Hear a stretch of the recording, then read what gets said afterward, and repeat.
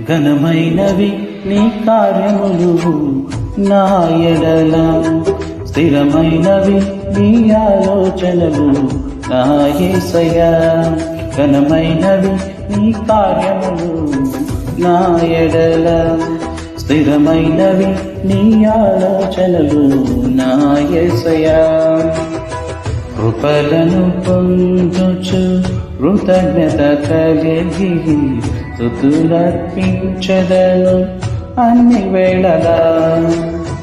కృపలను పొందుచు కృతజ్ఞత కలిగి స్తుతులర్పించెదను అన్ని వేళలా. అనుదినము నీ అనుగ్రహమే, ఆయుష్కాలము నీ వరమే. అనుదినము నీ